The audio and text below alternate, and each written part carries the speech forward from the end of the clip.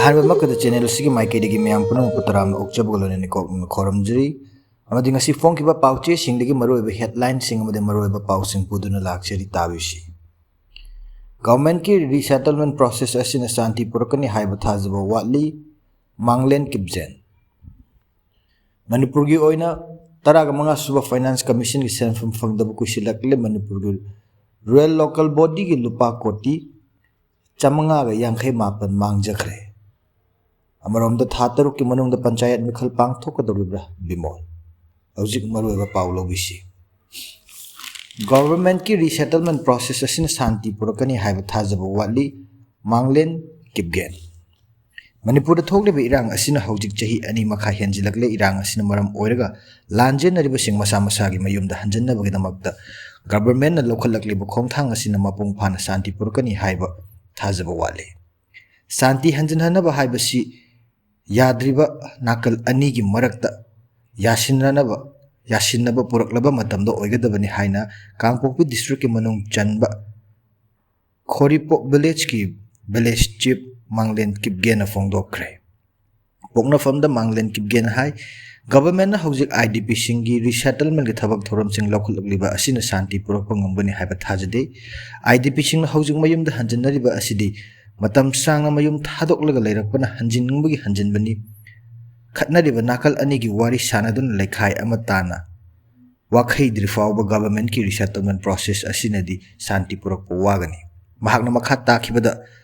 Khoripok village asi maitai singna taba lemram waroi chingi hek tainabana leiba Kangpokpi district ki manung chan leiba yumnak kunga tare ki apunbu khunja chaniga kunga mathoi khakna khundaba apikpa KUKI khul ama khakne ing 2023 ki May 3 dagi thorokhiba irang asina maram oiduna khul asigi khunja ayamba du champur amadi Kangpokpi da loin lanjen nakre khul asigi khunja humdraga ni thoi rom khaktamak lehoduna hojik khul asi sangdun leire khul asigi khunja singi mapung oiba hinganabagi lambi asi loksing ubani khul asigi khunja singna mana pothok sing adu tampakta putharaga madu yolaga phanglakpa sampam maduna hingnabagi mapung oiba senthok lambi oibani hojik khul asida lehoriba khunja sing khul asida thokliba puthokchaba khara pothok asi khak natana hingnanaba adumak chaduna leinari lan asi hek lakpadagi khunja singna tampakta putharaga potchai yolamba adu tokhibana senthok lambi di kakhre hainasu fongdoraki mahakna hai lan asina maram oiraga nakal animaki mipum khudimang no wanaba ngaktani khul asigi khunja singsu lan asigi chaithing phangduna awaba kaya mayoknari khunja sing asina mayoknariba khwaidagi hena khudong chadaba hairagadi chathok chasin amadi chana thaknaba polam sing ningthina phangdaba asini masigi mathakta khul asigi khunja sing aki tujungba pokna inga chikna nungaina leiba phangdaba asisu lan asigi achoba chaithing oiri government piba tengbangi polam sing su khul asida leiriba khunja sing adi mapung phana phangde Kangpokpi district ki tongan ba Relief camp sing da leiba IDP sing da pikraba lemhoba polam khara adukha khul asida saruk oina thungi haiki makhata na pauche asigi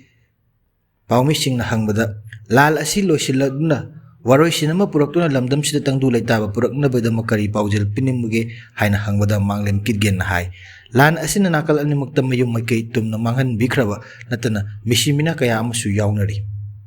Sokliba nakal animaki imung singda asawba amadi pendabaga loinana phaunaramgani ai isamaki oinadi yum kai sokte amadi imung manungda misimina yawbasu natte aina masida santi gi wa ngangluba yaroi amasung ngangningde haina khumnakke khul asigi security gi fibam amadi government gi kari mateng lobigedage haina makha tana amuk hanglubada security gi oindi khul asigi 39 suba Assam Rifles kangbuna section ngak senbana hojik phawba amangata amata thokpa leite adumakpu government amadi mari leinaba MLA namateng di tohoningi khulsi khunja sing asi masana lo usingu tawraga chajaba oibana hingbadi adumak hinganabadi chari adubu healthcare sector amata leitaban narak yeglakpa matamda aduki matik wana mayoknai kanagumba akanba anaba yaroklabre tangai fadana collet amadi none tana puraga layengi government ki health service sector ama khulla sida hangbirabadi khunja singna hojik khwaidagi chawna mayoknariba awaba si khadaga oirabasu kokpa ngamgani hainasu Khoripok village ki village chief manglem ki gena pauche asida makha tana fongdoraki Nakal amaromdana Manipur gi oina taraga manga suba finance commission gi senfam fangdaba kusilakle Manipur gi rural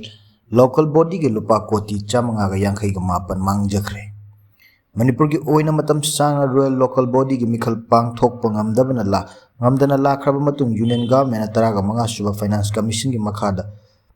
rural local body singna piba grid gi senfam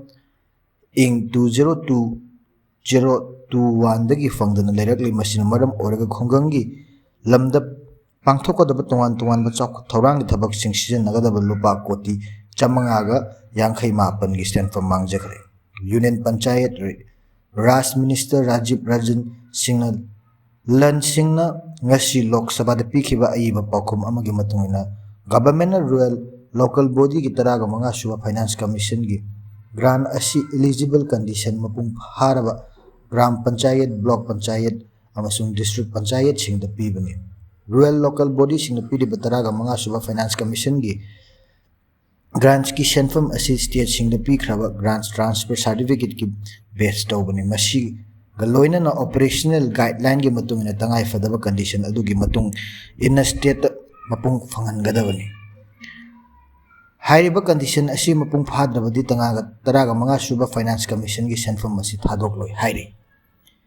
Union Minister na House thamkhiba report adugi matung ina Manipur gi oina ing 2022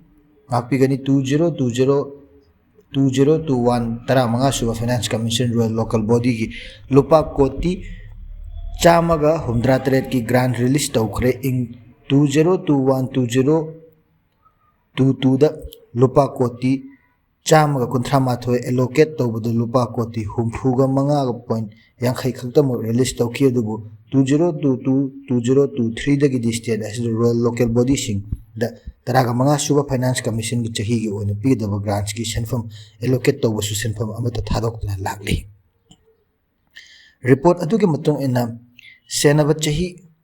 2022-2023 taraga manga suba finance commission Manipur rural local body sing grants ki senfam koti chamaga kunthraga manga khaktuna thamki senba chahi 2023-2024 da lupa koti chamaga kunthraga taret senba chahi 2024-2025 tana lupa koti chamga nifumanga amasung senba chahi ing 2025-2026 tana lupa koti chamga nifunitoi khaktuna thamki hairiba chahi sing asigi khaktuna thamliba senfam sing sipun lupa koti chamanga ga yankhai mapani center na khaktuna thamliba senfam sing asi akaknaba guideline amagi makhada state asigi khungangi lamda tongan ba chawkhat thaurangi thabak sing pangthok pada season nagadabani adubu state asida operational guideline gi matungina tangai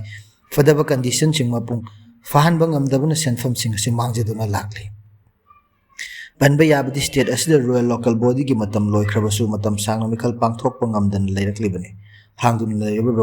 rural local body asigi administrative committee sing siamduna mathau tawrakhraba matungda ikuiduna Manipur High Court ki order amana